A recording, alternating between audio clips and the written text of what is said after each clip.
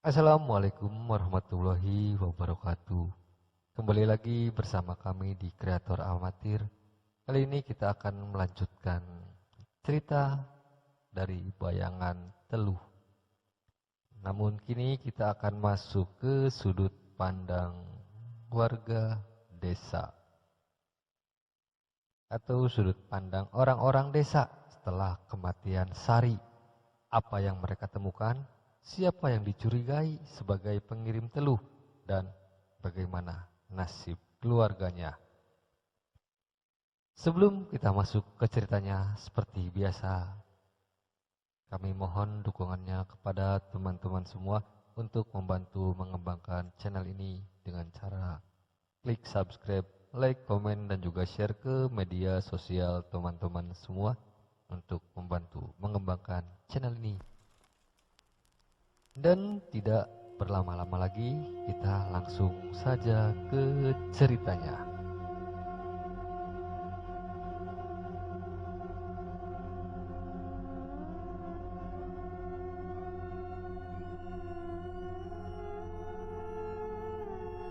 Tiga hari setelah pemakaman Sari, desa masih diliputi ketegangan. Orang-orang tidak berani keluar rumah setelah maghrib.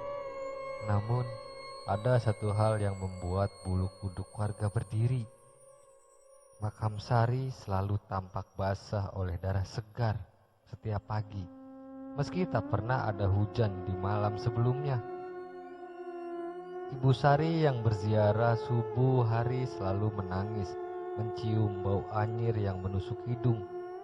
Beberapa tetangga berani mengikutinya, dan mereka juga menyaksikan hal yang sama. "Lihat itu, darah di tanahnya masih basah," ujar tetangga kesatu berbisik dengan wajah pucat. "Astagfirullahaladzim, ini bukan tanda biasa, arwahnya belum tenang," sambung tetangga kedua. "Nah, kau masih menderita," ujar Ibu Sari terseduh, meraih tanah makam anaknya. "Maafkan ibu ya nak," sambung Bu Sari. Malam harinya suasana rumah semakin aneh. Ibu Sari sering mendengar suara pintu kamar anaknya terbuka sendiri. Saat ia memberanikan diri masuk, bau busuk samar menyergap. Di meja belajar Sari, buku catatan yang dulu kosong kini penuh dengan tulisan berantakan, seakan ditulis terburu-buru. Tulisan itu hanya satu kalimat berulang-ulang.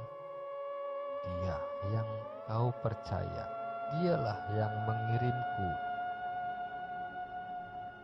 "Ya Allah, siapa yang kau maksud nak?"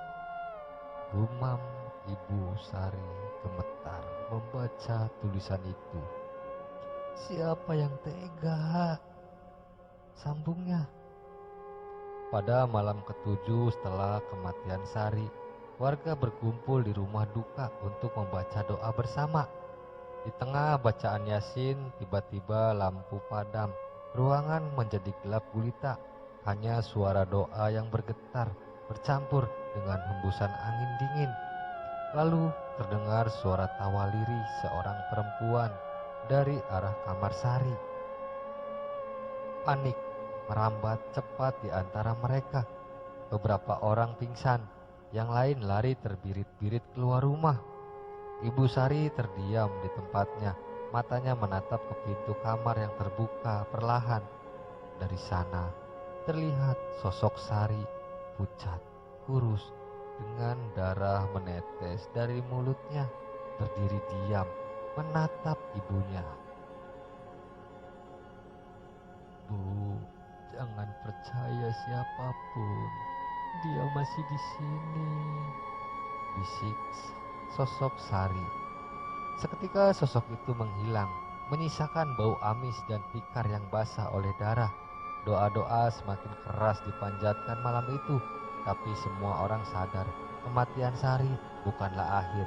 Ini hanyalah awal dari terungkapnya rahasia gelap tentang siapa pengirim teluh yang sebenarnya. Sejak malam itu, tak ada yang berani melewati rumah Sari saat gelap tiba. Suara tangisan samar kerap terdengar dari kamar almarhumah, dan beberapa warga mengaku melihat bayangan perempuan duduk di jendela menatap kosong ke jalan desa. Namun Ibu Sari tidak menyerah. Ia yakin pesan anaknya yang muncul di buku catatan dan dalam penampakan itu adalah petunjuk.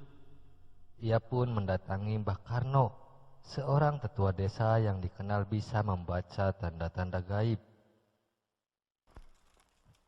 "Mbah, anak saya tidak mati wajar. Semalam ia muncul, berkata, 'Jangan percaya siapapun. Tolonglah saya. Saya harus tahu siapa yang mengirim teluh itu,' ujar Ibu Sari menangis menunduk. "Aku sudah menduga, Bu. Kematian Sari bukan sakit biasa. Yang kau lihat hanyalah sebagian. Tapi untuk menemukan pelakunya, kita harus melakukan tirakat. Arwah anakmu sendiri yang akan menunjuk," ujar Mbah Karno menarik napas panjang dan menatap dengan serius. "Apa? Arwah Sari belum tenang?" tanya Ibu Sari gemetar. "Belum, karena dendam. Teluh masih melekat. Selama teluh tidak diputus, bayangannya akan terus berkeliaran," jawab Mbah Karno. Malam berikutnya, Mbah Karno dan beberapa warga sepuh mengadakan ritual sederhana di rumah Sari. Lampu dimatikan, hanya ada lilin dan bacaan doa. Ibu Sari duduk di pojok, menahan tangis, sementara udara kamar semakin berat dan dingin. Lilin tiba-tiba bergoyang, nyalanya memanjang, lalu terdengar suara ketukan keras di jendela. Semua terdiam. Dari arah dinding, bayangan samar Sari muncul. Wajahnya pucat dengan mata penuh duka. Ia mengangkat tangan dan menunjuk ke arah rumah Pak Wiryo, tetangga yang sejak awal dicurigai warga. Dia yang memanggil bayangan itu," bisik Sari samar. Ibu Sari menjerit kecil, menutup mulutnya dengan tangan. Warga yang hadir saling pandang, beberapa mengucap istighfar berulang-ulang. Nama Pak Wiryo akhirnya meluncur dari bibir mereka. Nama yang selama ini hanya dibisikkan, kini dipertegas oleh tanda gaib. Namun Mbah Karno menahan mereka. "Jangan gegabah. Kalau benar Pak Wiryo pelakunya, ia bukan hanya pakai teluh biasa. Ia sudah bersahabat dengan iblis. Kalau kita menuduh tanpa persiapan, bala bisa menimpa kita semua," ujar Mbah Karno. Malam itu ritual dihentikan, tapi satu hal jelas. Bayangan Sari telah menunjuk jalan, dan kini di desa kecil itu ketegangan semakin memuncak. Semua orang menunggu apakah benar Pak Wiryo yang mengirim teluh ataukah ada rahasia lain yang lebih gelap. Sejak nama Pak Wiryo disebut dalam ritual, desa menjadi penuh bisik-bisik. Orang-orang tak lagi menyapanya di jalan, bahkan anak-anak takut mendekati pekarangan rumahnya. Namun, ia sendiri tetap beraktivitas seperti biasa, menyabit rumput, memberi makan ternak, bahkan sesekali ikut ronda malam dengan wajah datar, seolah tak terjadi apa-apa.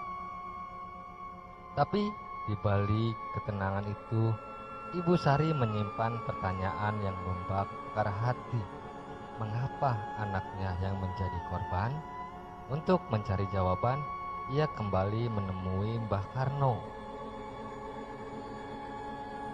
"Mbah, Saya sudah kehilangan anak, tapi hati ini tidak tenang sebelum tahu alasan dibalik semua ini. Mengapa Sari yang dipilih? Apa salahnya?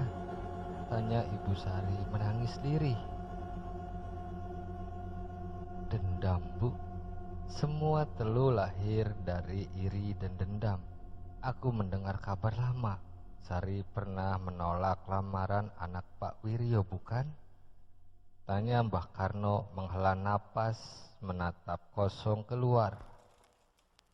Astaga, iya Mbah.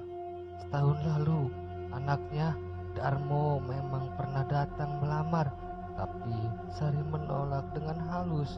Katanya ia ingin melanjutkan sekolah dulu. Ujar Ibu Sari terperanjat.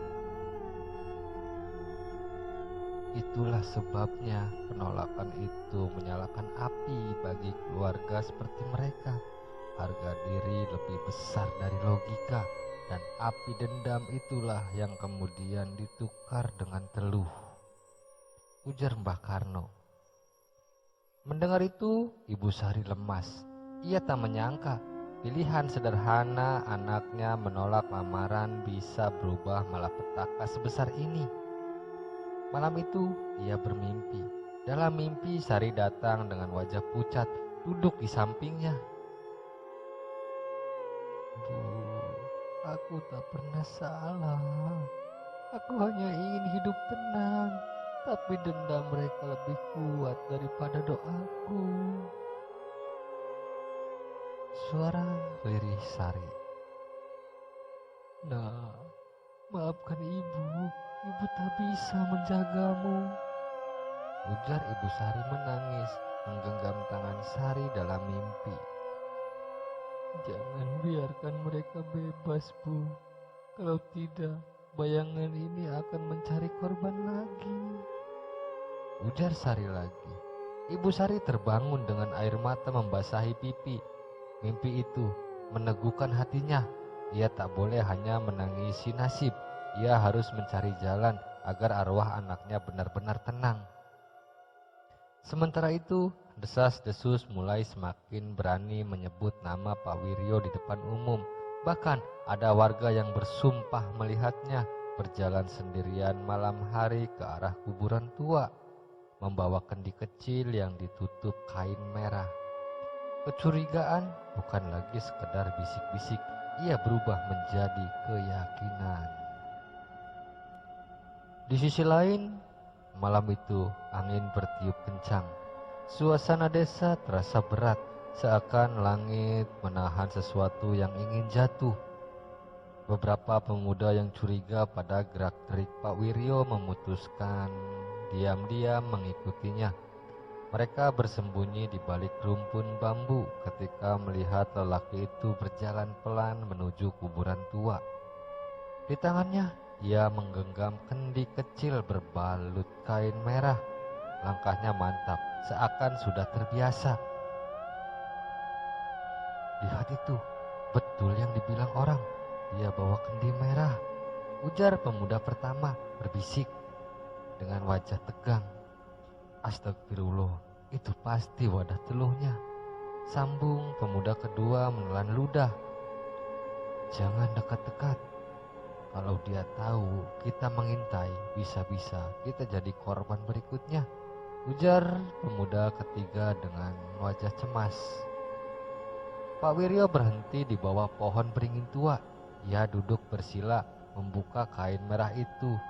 Dari dalam kendi keluarlah suara aneh seperti bisikan dan decitan halus bercampur dengan bau amis yang menyengat. Ia kemudian mengeluarkan sesuatu, segumpal tanah bercampur rambut dan kuku manusia. Tangannya gemetar, mulutnya komat-kamit membaca mantra. Tiba-tiba angin berputar kencang di sekitar beringin, dedaunan berterbangan. Para pemuda yang mengintai hampir berteriak, tapi mereka menahan napas. Tubuh bersembunyi erat di kegelapan. Darah sudah tertumpah, bayangan sudah meminum, tapi dendam ini belum padam. Cari lagi, cari yang dekat. Jangan berhenti sampai puas, ujar Pak Wiryo dengan suara berat dan menyeramkan. Kendi itu bergetar hebat, lalu dari dalamnya muncul asap hitam yang melayang, membentuk bayangan samar berwujud perempuan kurus dengan mata merah menyala. Bayangan itu melayang di udara, lalu menghilang ke arah desa. Para pemuda terperangah, tubuh mereka kaku ketakutan. Mereka sadar, Teluh itu belum selesai. Meski Sari sudah mati, bayangan Teluh masih haus korban. Kita harus lapor ke Mbah Karno. Kalau tidak, Teluh itu akan mencari mangsa lagi, ujar pemuda ke satu. Tapi siapa yang berani menuduh langsung? Dia jelas bukan manusia biasa lagi, ujar pemuda kedua dengan tubuh gemetar. Malam itu mereka pulang dengan hati kalut. Namun satu hal pasti, rahasia Kendi Merah sudah terbongkar. Dan dengan terbongkarnya rahasia itu, nyawa seluruh desa kini dalam bahaya. Setelah malam penemuan Kendi Merah, desa tidak lagi tenang. Angin selalu membawa bisik-bisik aneh. Hewan ternak saling gelisah. Bahkan ayam jantan berkokok tengah malam tanpa sebab. Warga mulai merasakan bahwa ada sesuatu yang berkeliaran, sesuatu yang menuntut korban baru. Dan benar, hanya 2 hari setelahnya, Ratna, seorang gadis sebaya Sari, mulai jatuh sakit. Tubuhnya panas dingin, tapi anehnya setiap kali ia muntah, ada pasir hitam yang keluar dari mulutnya. Keluarganya panik, membawa Ratna ke rumah bidan, tapi tak ada yang bisa menjelaskan. Kenapa anakku seperti ini? Apa yang terjadi padanya? Ujar Ibu Ratna menangis, memegangi anaknya. Ini bukan sakit medis, Bu. Saya tidak bisa menjelaskan, jawab bidan desa gelisah menatap lantai. Ada bayangan yang duduk di sudut kamar. Matanya merah. Dia menatapku, ujar Ratna terengah berbisik lemah. Warga yang mendengar kejadian itu langsung menghubungkannya dengan kematian Sari. Bisik-bisik cepat menyebar. Bayangan Teluh Pak Wiryo sudah berpindah mangsa. Malam itu, Mbah Karno dipanggil ke rumah Ratna. Ia membawa segenggam garam, kemenyan, dan kitab tua. Saat ia membaca doa, tiba-tiba Ratna menjerit keras. Tubuhnya melengkung, lalu dari mulutnya keluar seekor cicak hidup yang masih bergerak. Semua orang berteriak histeris. Ini jelas Teluh. Kalian dengar? Kalau tidak segera diputus, bayangan ini akan menghabisi satu persatu anak desa, ujar Mbah Karno. Ratna berhasil diselamatkan malam itu, meski tubuhnya lemah. Tapi tanda sudah jelas, Teluh belum selesai dan bayangan itu kini mencari korban lain. Di rumahnya, Ibu Sari menangis lagi memandang kamar kosong anaknya. Dalam hatinya, ia tahu kematian Sari hanyalah awal. Nah, ternyata bayangan itu masih berkeliaran. Mungkin arwahmu belum benar-benar tenang karena dendam mereka belum selesai, gumam Ibu Sari. Dan di balik semua ketakutan itu, di rumah besar dengan pagar bambu runcing, Pak Wiryo duduk tenang di beranda, merokok sambil tersenyum tipis. Ia tahu bayangan itu bekerja sesuai kehendaknya. Desa sudah tidak bisa lagi menutup mata. Setelah Sari mati dan Ratna hampir menjadi korban, warga mulai kehilangan kesabaran. Bisik-bisik tentang Pak Wiryo semakin keras dan semua mengarah pada satu tempat, yaitu pohon beringin tua di pinggir desa, tempat ia sering terlihat dengan kendi merahnya. Malam itu, Mbah Karno memutuskan untuk bertindak. Dengan restu para tetua desa, ia mengajak beberapa pemuda pilihan yang sudah berani mati. Mereka membawa sesajen, garam, dan tombak kayu yang sudah dirajah dengan doa. Ingat, jangan ada yang mundur.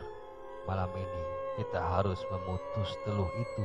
Kalau tidak, desa kita akan jadi kuburan hidup, ujar Mbah Karno tegas dengan matanya yang tajam. Kami siap, Mbah. Demi arwah Mbak Sari, demi keselamatan semua anak di desa ini, ujar pemuda ke satu gemetar tapi mantap. Kalau harus mati, biar mati sekalian malam ini, sambung pemuda kedua menatap ke tanah. Mereka berjalan beriringan menuju beringin. Angin malam dingin menusuk. Suara burung hantu terdengar panjang. Saat mereka tiba, Pak Wiryo sudah duduk di bawah beringin, kendi merah di depannya. Asap hitam mengepul tipis dari lubangnya. Wiryo, berhenti. Kau sudah menelan cukup banyak nyawa. Jangan kau seret anak-anak desa ke dalam dendammu, ujar Mbah Karno berseru lantang. Terlambat, Karno. Bayangan itu sudah beranak pinak. Kau kira bisa menghentikan dengan doa dan garam? Hahaha, ujar Pak Wiryo tersenyum sinis, matanya merah menyala. Setan kau, Wiryo, karena kau Sari mati, karena kau Ratna hampir dikubur hidup-hidup, ujar pemuda ketiga meneriak menuding Pak Wiryo. Pak Wiryo bangkit lalu menendang kendi merahnya. Dari dalamnya keluar asap hitam pekat berputar di udara membentuk sosok-sosok bayangan kurus dengan mata merah. Mereka berteriak, suaranya mirip tangisan perempuan. Cepat, taburkan garam itu di tanah. Jangan biarkan bayangan itu menyentuh kalian, ujar Mbah Karno. Para pemuda panik tapi mengikuti perintah. Garam ditabur melingkar, kemenyan dibakar, doa-doa dibacakan keras-keras. Bayangan-bayangan itu meraung kesakitan. Tubuh asapnya terkoyak oleh cahaya kemenyan. Namun salah satu bayangan melayang cepat ke arah seorang pemuda. Ia menjerit saat tubuhnya seperti dicekik udara. Tolong, dia masuk ke tubuhku, dia, rintih pemuda pertama. Tubuh pemuda itu jatuh terguncang-guncang di tanah. Mulutnya berbusa, lalu dari dalam tubuhnya keluar ular kecil berwarna merah darah melata cepat menuju kendi. Mbah Karno segera menghantam ular itu dengan tombak kayu yang dirajah. Terdengar suara ledakan kecil. Ular itu meledak jadi asap. Lihat, itulah isi teluhnya. Kita harus menghancurkan kendi merah itu, ujar Mbah Karno. Dengan teriakan penuh amarah, salah satu pemuda melempar tombak kayu ke arah kendi merah. Kendi itu pecah berkeping-keping. Dari dalamnya, asap hitam tebal meledak ke segala arah, diiringi suara jeritan panjang, suara perempuan bercampur tangisan bayi. Pak Wiryo menjerit keras, tubuhnya terbakar dari dalam, matanya menyala merah, lalu tubuhnya ambruk di tanah, membeku tanpa nyawa. Desa malam itu bergetar hebat, tapi bayangan teluh perlahan menghilang bersama runtuhnya kendi merah. Semua terdiam, hanya suara napas berat dan tangisan sisa yang terdengar. Pertarungan usai, tapi jiwa-jiwa yang sudah dikorbankan tidak akan pernah bisa kembali. Dan cerita pun bersambung. Kita akan lanjut ke part terakhir tentang arwah yang belum pergi. Terima kasih untuk teman-teman semua yang sudah menyaksikan dan menyimak cerita ini. Seperti biasa, kita mohon dukungannya kepada teman-teman semua untuk membantu mengembangkan channel ini dengan cara klik subscribe, like, komen, dan juga share ke media sosial teman-teman semua. Dan jangan lupa nyalakan juga loncengnya agar dapat notifikasi dari channel ini. Sekali lagi saya ucapkan banyak-banyak terima kasih. Wabillahi taufiq wal hidayah. Wassalamualaikum warahmatullahi wabarakatuh.